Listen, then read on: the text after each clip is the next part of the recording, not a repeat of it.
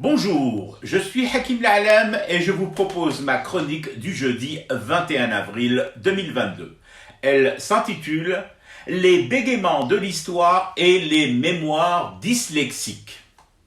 13 avril 2022. Le croiseur amiral russe Moskva est coulé grâce aux renseignements US embarqué dans un avion espion de dernière génération, un Boeing Radar P-8 Poseidon de la Navy doté d'un rayon de captage de 200 km et accroché, repéré par son transpondeur sur site même.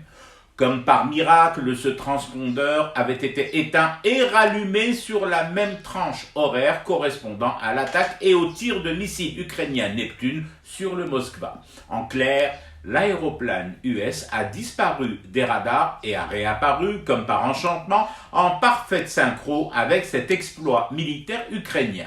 Ma source, vous voulez connaître ma source, c'est tout à fait légitime. Pas le KGB, ancêtre de l'actuel FSB.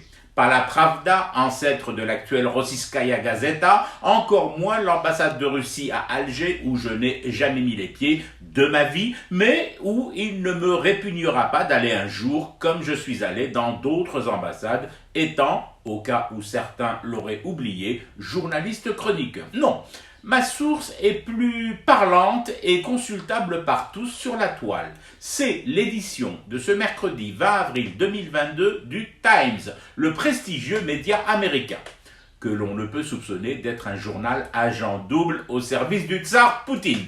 Autre information factuelle. Elle date d'un peu moins de 48 heures. La Maison-Blanche a fait parvenir à l'Ukraine des avions de chasse et des pièces détachées correspondantes.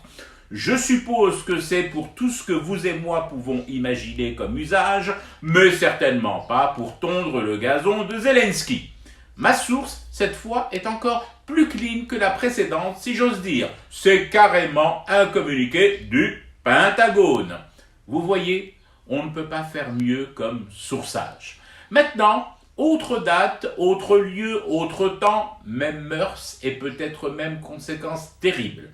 Entre 1979 et 1989, plus particulièrement après 81-82, les hélicoptères, avions, chars et blindés russes sont décimés en Afghanistan grâce à des missiles US, les Stinger, diligemment fournis par Washington aux Moudjahidines afghans, dont certaines branches se rebaptiseront ensuite Taliban et retourneront les Stinger contre le généreux donateur. Voilà, des dates, des faits, des sources, 0% commentaire de ma part, brut de décoffrage, pas un gramme d'emphase et de trémolo dans la voix. The fact. Juste les faits comme l'écrivent et le disent si bien nos bienveillants amis américains.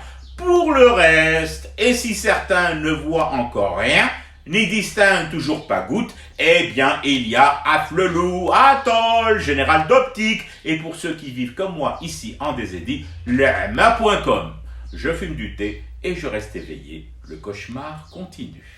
C'était Hakim La'Alem. Je vous retrouve samedi pour une autre chronique et une autre façon de dire son amour à l'Algérie.